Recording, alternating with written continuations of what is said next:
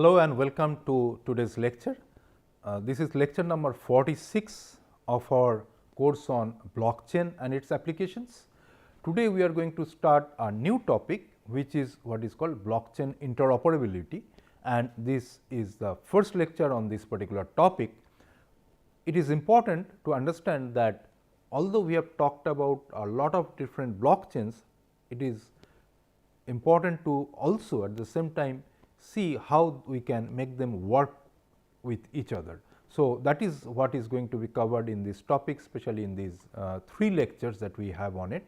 And the basic concepts that we will cover today are about what is meant by asset and what is data that is to be transferred across blockchains for different types of blockchain. Then transfer of assets in permissionless blockchains, cross chain transfer and exchange of assets. So, what they mean, what is meant by cross chain transfer, what is meant by exchange of assets and so on, and then we will see how this can be done as a first step using what are called trusted third parties and what are their difficulties. So, we will highlight those difficulties. So, these are some of the concepts that we will cover. Today's keywords include interoperability, of course, asset transfer, cross chain transfer, trusted third party and the term asset exchange. So, these are the different particular keywords that are of importance for today's lecture. Let us first introduce this concept of interoperability. First of all, as we all know by this time that there are 2 types of blockchains, permissionless and permissioned blockchains. And examples of permissionless blockchains, as you know, are like Bitcoin, Ethereum and so on. And then permission blockchains are like say Hyperledger and Corda and so on. Now, in case of different blockchains, let us consider that there is a Bitcoin blockchain, there is an Ethereum blockchain. And then we may want in some situations, as we will see in detail, that something needs to be transferred from blockchain network to the Ethereum network. Typical example would be to transfer asset. Now, this asset means what? Asset means, say I hold on to certain number of bitcoins and then I want to transfer say 1 bitcoin and I want to transfer to somebody who is in the Ethereum network and would like to receive it in the Ethereum network in the form of its cryptocurrency Ether. So, you see that now I have this asset which I want to transfer.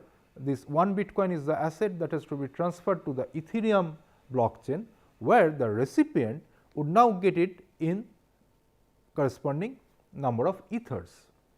So, the asset for that recipient will also be going up, for me the asset will be reduced. So, this is how the asset will get transferred from one blockchain to another. So, that is what we mean by interoperability, how these 2 blockchains can work together by exchanging certain things. In case of permissionless blockchains, it is about transferring of such assets, and this is typically, as I have given this example, is about cryptocurrency driven such transfer of assets. As you can understand that this Bitcoin network on its own works really fine, the Ethereum network on its own works really fine, but then how can we make them interoperate? So, that is the topic of our discussion in today's lecture and the next couple of lectures. If we talk about permission blockchain, suppose there are 2 Hyperledger blockchains, both are permission blockchains, and then we want to transfer something there. And as you understand that for permission blockchains, typically they are not cryptocurrency driven. They actually, if they want to interoperate, then they will have to transfer certain data, and this data as it is transferred, you might wonder what is the big deal about transferring the data. That data can always be transferred, but it has to be ensured that the data that is transferred from a source permissioned blockchain network to a destination permission blockchain network, it should be proven that the data that is going from one network to the next, then it is driven by consensus, that it is actually the consensus view of the data in the source blockchain which is now going to the destination blockchain. It is not that some data is there which has not yet been not yet achieved its consensus in the source network is going to the destination network. So, that is what we will see in the context of permission blockchains, that it is consensus driven. And first you will look at say public blockchains. So, our initial discussion will about interoperability in public blockchains. So, they are, as such, as I mentioned, they are like isolated silos, like completely separate networks, and they enable, of course, secure and trustless currency transactions between parties, but within that network. There are currently many such, like over 2000 different cryptocurrencies that are in operation, and each of them is working in a separate blockchain network, and they have different protocols and standards, as we have seen from time to time that Bitcoin works in a certain way, and then if you have another cryptocurrency network, it can work in a different way, and then Ethereum works in a different way. So, they have different protocols and standards. So, it is not so easy to make them work, but that is the whole point about interoperability. As we know, for any other domains also, when you have different types of computer networks, in order to do interoperability or in order to allow or facilitate interoperability, you have to come up with certain ways of defining how this translation of standards and protocols can be done. Similarly, here also we have to consider how one can do some quote unquote translation of such protocols from one blockchain network to another blockchain network.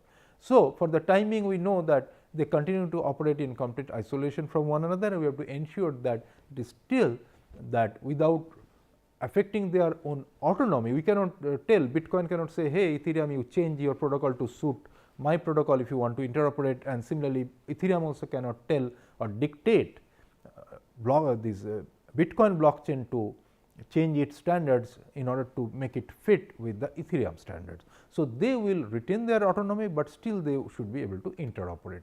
So, let us see what we mean by this cross-chain asset transfer. Once again, remember that we are talking about now interoperability in the context of permissionless blockchains, and we have this example of Bitcoin network on the left and then Ethereum network on the right, and say Alice is there in Bitcoin network, and also she is there in Ethereum network, and she owns certain number of Bitcoins in the Bitcoin network and wants to transfer her asset of 1 Bitcoin to herself, and that is her existence or her account in the Ethereum network. And say in our discussion, let us consider that 1 Bitcoin is equivalent to 33 ethers. So, what she wants is that her total number of Bitcoins will be reduced by 1 in the Bitcoin network, and her total number of ethers in the Ethereum network should go up by 33 ethers. And it is not always necessary that it is Alice who is on both sides. It could be Alice wants to transfer 1 Bitcoin and she wants to transfer it to Bob, who is there in the Ethereum network, and Bob should receive these 33 ethers. So, as we see that it could be the same account holder in both.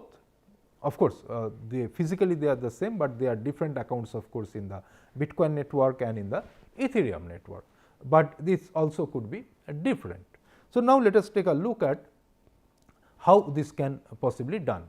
So, what can be done is that this Bitcoin, first of all, is to be transferred somewhere here, which will be receiving this 1 Bitcoin from Alice, and then convert it into 33 ethers to be sent to Bob in the other network. So, that is to be done by some entity, right. So, what it is important is that it can be done by using what we call as a third party. So, third party means it is not Alice, not Bob, but whom they would trust, and then what would happen is that Alice would transfer this 1 Bitcoin to that third party, and that third party would be converting that 1 Bitcoin into 33 ethers and then pay it to Bob. Okay. So, you see that this is the most straightforward and the first step, the easiest way of doing things is that for this cross chain asset transfer, you first bring in a third party. Let me give you an analogy that say I want to pay conference registration fee for an international conference held somewhere in say Europe, and then it has got a registration fee of say 200 euros. So, what I have to do is that I do not have an account of in euros. So, what I have to do is that I have to go to my bank where I have account in Indian rupees. So, what I have to tell them is that you see that I have to transfer it to this particular address, which is that account number of that bank in Europe of the conference. that 200 euros are to be transferred, and they might say, oh, that means that you have to pay say with the current exchange rate, which is like 1 BTC equal to 33 ethers, it could be 1 euro is say equal to 80 Indian rupees. So, you have to pay this 16,000 Indian rupees and then some additional fees for us doing the transfer. So, that is our charge, and then it can be done. So, then it means what, that I will write a check for the bank for the 16,000 plus something, say 17,000 Indian rupees. Bank first gets that 17,000 rupees from my account, which is in Indian rupees. Now, bank will convert those, out of those 17,000, that 16,000 Indian rupees will be converted into 200 euros, and then those 200 euros will be transferred to the account of that conference held in euro in some bank in Europe. So, you see that that is where this notion of third party comes, and this third party in this example is the bank who is going to do the conversion and make the payment. So, just as there are these account numbers and so on, we have this Ethereum address and the Bitcoin address of Bob and Alice. So, this is how one can do. So, it is like cross bank, cross currency transfer of asset, which all of us might be or most of us would be familiar with. So, similar concept is being used or can be used for doing cross chain asset transfer in the context of blockchains.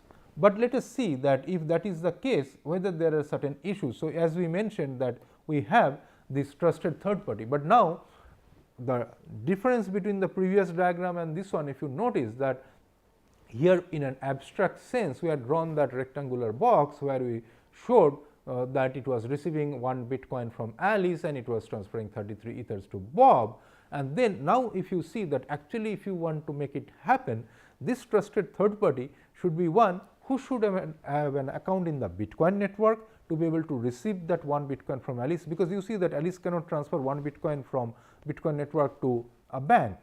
So, this trusted third party also, as clearly noted here, that it indeed is a node with an account basically in the Bitcoin network, and on the other side again that it also has this account in the Ethereum network. So, because this trusted third party or TTP as we call it, TTP is holding an account in the Bitcoin network. So, Alice can transfer 1 Bitcoin to that TTP, and how to do that we have seen it, like it would be a standard Bitcoin transaction which has to be originated by Alice, and then if you remember I am linking these steps with our previous learning. With a script pub key, Alice will be actually creating the transaction, and then trusted third party will be able to later use it, be able to use it in the Bitcoin network only by using script sig and so on. Okay. But if the trusted third party receives that 1 BTC from Alice by verifying the transaction, so the TTP knows that indeed it can later on use this 1 Bitcoin again in the Bitcoin network for some other purpose.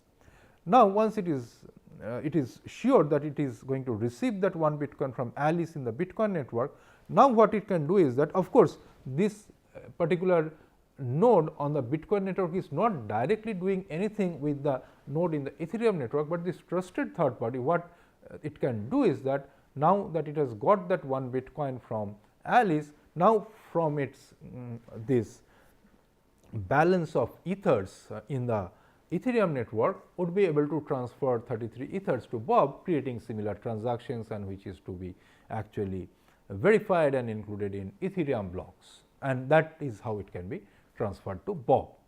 Similarly, you see that it can later on get this request for transferring of say maybe 66 ethers from Bob to Alice or from Carol to Tom and so on. So, at that time what it will do is that whatever its number of ethers went down for this transfer, again when it is transferring back, its number of ethers would be going up, and then it will be sending these bitcoins in the Bitcoin network, and its balance in the Bitcoin network will be going down. So, it will do all this. So, that is what its role is, and that is the reason if you see that of course, it is to be ensured that this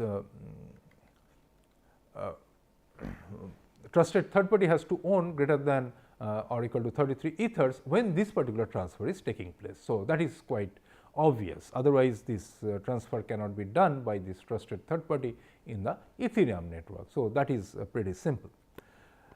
Now, this TTP based asset transfer, there are hundreds of centralized cryptocurrency exchanges. So, these are like the exchanges which are going to do these types of transfers, the asset transfers across these permissionless blockchains.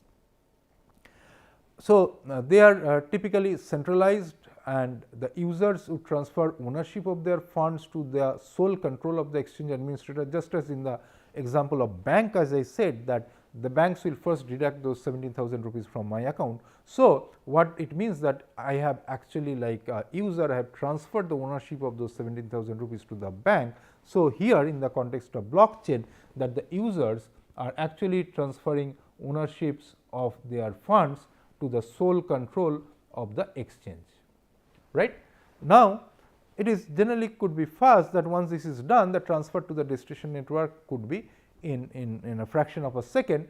Of course, it is dependent on how efficiently this particular exchange is running, and also there is a problem, or there is this chance of something that can go wrong, as we will see in the very next slide, that once the fund has been transferred to this particular exchange, now you are so called at the mercy of the exchange to do the needful in completing the transfer on the other side.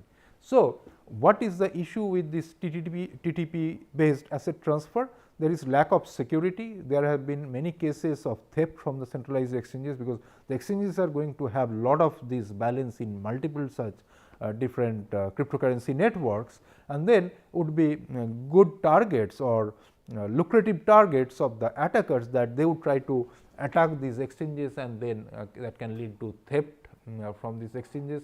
And there are some examples that from some exchange something was lost, because if in between my fund, say Alice's fund in this example that we talked about, was transferred from her account in the Bitcoin network to the TTP's account, and then before TTP could transfer those 33 ethers in the destination account, which could be Alice or it could be Bob or somebody else, then before that happens, if for some reason the exchange shuts down, then you see that Alice's money would be lost, and there may not be any control at all. Okay. So, there are these examples that some of the exchanges had shut down, and then that led to a lot of loss of bitcoins for different such account holders who were using those exchanges for cross chain asset transfers. So, these are some of the different risks that are there with TTP based asset transfer. Next, what we talk about is that this exchange of assets. So, here what we have is, if you look at this, this is very similar to the notion of asset transfer, and it could actually be used for asset transfer. It is what we have denoted as asset exchange. So, what we have here is that the difference with the previous figure is this, that here Alice and Bob both have accounts in the Bitcoin network as well as in the Ethereum network. So, in the Bitcoin network, Alice would be transferring this 1 Bitcoin to Bob, and in the Ethereum network, Bob will be transferring these 33 ethers to Alice. So, you can actually treat as if this Bob is the trusted third party. So, in that case, you see that this particular diagram would look indeed similar to what we have here, but instead of using such a trusted third party, which is like a centralized cryptocurrency exchange, what we are saying here is that we are using, say, some other such Bitcoin account holders like other individuals. So, today Alice could use Bob for doing this transfer. So, Alice wants to transfer 1 Bitcoin to herself in the Ethereum network. So, she would expect that in her Ethereum network she would get those 33 ethers, and she will have less one Bitcoin less in the Bitcoin network. Now, the question is that today it could be done through Bob, and tomorrow Alice could do it through Carol, and so on. So, we do not have any particular centralized exchange as such, who is only going to do these types of asset exchanges. So, what Alice will do, it is similar to the TTP, but then Alice will have to ensure that Alice transfers this 1 Bitcoin to Bob, and then Bob also transfers 33 ethers to Alice, because then the whole thing is getting done in a decentralized manner. We are not depending on a centralized such exchange. But what is important also here is that here now we are talking about individuals. So, because Alice is going to transfer 1 Bitcoin to Bob, and Bob as an individual might just take that 1 Bitcoin and then not complete the second part of the transfer, which is sending those 33 ethers from Bob's account to Alice's account in the Ethereum network. So, what is to be ensured that we cannot have a protocol where Alice will send 1 Bitcoin to Bob and let Bob decide when he will send that 33 ethers to Alice in the Ethereum network. So, what is of interest to us is that how this transfer in the both the networks, one is from Alice to Bob in the Bitcoin network as designated here as the network number 1, and from Bob to Alice, which is the second step, which is the second part of the entire transaction 2, must be atomic. So, you see that it has got this term atomicity. So, if you have studied database course, you know that they are the properties of transactions are that they should be atomic. So, if there are multiple operations that make up a transaction, then in the if the transaction indeed satisfies the property of atomicity, it means that either all of those operations will be complete or none of them. So, if there are, say, we read about this particular example of transferring 100 rupees from account A to account B in the context of atomicity property of database transactions. So, that means that A balance will be reduced by 100. So, A equal to A minus 100 and then B equal to B plus 100, and these operations are to be done in an atomic manner. So, so that either 100 rupees actually will be transferred from A to B, or if there is some difficulty in between, in that case nothing will be transferred. It should not be ending up in a situation where A's account was reduced by 100, but B's account was not increased by 100, or A's account was not for some reason reduced by 100, but B's account got increased by 100. So, that is what we mean by atomicity, and exactly in the same way in the context of such asset exchange across multiple such Bitcoin or blockchain networks like Bitcoin and Ethereum in this particular example, what we would like is that this transfer of 1 Bitcoin from Alice to Bob and transfer of 33 ethers from Bob to Alice, they must be done in an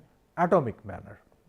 So, you see that this is of course more challenging than the database example that I gave. It is because that this is a completely an independent network and this is completely an independent network. So, it is to be ensured that whatever protocol we come up with, that would work, so that even if these two are two completely independent networks, there should be some guarantee that this transfer will take place from Alice to Bob, and the transfer that will take place from Bob to Alice, they are both dependent on a common condition, and when that condition is met, then the first transfer also will take place and the second transfer also will take place. As a result, what will happen is that if for some reason the first transfer does not take place, the second transfer also will not take place, and it will also be guaranteed that if that the two parties decide even in the middle of the process of transferring or exchanging of this asset from Bitcoin network to Ethereum network, if any of the parties decide to back out for some reason, then they will be actually not be worse off, that they will be retaining their own balances in the respective cryptocurrency, their accounts. So, that is what is to be ensured by the protocols, which we will discuss in detail in our next lecture, but here also we have to consider what are the challenges, that without the presence of any escrow, that means that no one is actually holding on to these funds while the transfer is taking place. Okay. So, that is what we mean by escrow. The funds are in the control of the sender and receiver parties. So, as I mentioned that once if Alice transfers 1 Bitcoin to Bob, now this fund is in the control of Bob, which is the receiver party, which is now received it and then has to ensure that Bob also transfer it to Alice in the Ethereum network. So, as mentioned that because it is in the control of these individuals, this is not like a more like a trusted exchange, which generally is expected to behave in a standard manner, but because it is about these individuals. So, one party might abort the exchange after receiving funds. So, it is very important that we ensure that these types of situations are really considered important when we design the protocols for such asset exchange across multiple such permissionless blockchain networks. And synchronization problem between the two networks as well as sender and receiver, that of course, that there is no central clock or anything like that. So, we have to ensure that there is some notion of synchronization, because it is also sometimes difficult in agreement on exchange rates. For example, that I gave this example of 1 Bitcoin equal to 33 ethers, but these rates vary very frequently, as is mentioned, every second or fraction of a second also it can vary. So, you can actually check the rates. So, when you are going to convert from say Bitcoin to Ethereum, so if when Alice is willing to do the transfer, say 1 Bitcoin is equal to 33 ethers, and then when Bob is actually completing the transfer, maybe the rate has varied. So, in the process of doing the transfer, if it takes a substantial amount of time, then in between, because of the exchange rate fluctuations, then the parties might say, no, it was not a great idea to do the transfer and I am not happy with the transfer. So, these types of difficulties and then these issues can come up. So, one has to ensure that those types of difficulties are indeed addressed when we talk about the protocols for asset exchange. So, it is a very interesting problem, but it also is a difficult problem that needs to be solved by attending to all such possible issues that can come up, that not always everything will go as planned, and sometimes there would be some sort of difficulties which are to be addressed. Again, it is very similar to the database transactions concepts, where we know that there could be situations where there could be a system crash and we have to recover from those crashes and then ensure that still the properties of the transactions like atomicity etc. are maintained. So, to conclude today's lecture, we have introduced the basic concepts of interoperability, which is very important and it is a requirement, and especially that otherwise all these blockchains have been developed in such a way that they work almost independently with no connections, and there is not a standard set of protocols that actually would determine that how steps are done in one network or how steps are done in the other network, and that is of course is not the intention. They should be able to develop on their own, but then we see that there is this need for asset transfer in permissionless blockchains. We have seen this example in which the asset transfer can actually be done with the help of trusted third parties, but also we have seen that with trusted third parties there could be certain difficulties, like these exchanges they could have some problems, or if they shut down and they are holding on to the money or fund of certain individuals, and the moment they shut down, so those will be gone. So, we would like to avoid that, and then we talked about this asset exchange, but after having defined the problem of asset exchange, we also in the last slide we also highlighted that what are its challenges, because it is not something that is so easy to design. So, it is important to give due consideration to all such challenges while deciding or determining a particular such protocol for asset exchange across different such blockchain networks. And also it would be good to see that the protocols that are designed, they would work not only for two specific networks like Bitcoin and Ethereum, but they should be more generic in nature, so that same types of algorithms with network specific modifications they should generally work. So, we will see in the next lecture one such particular algorithm that can be used for asset exchange across multiple parties on multiple networks.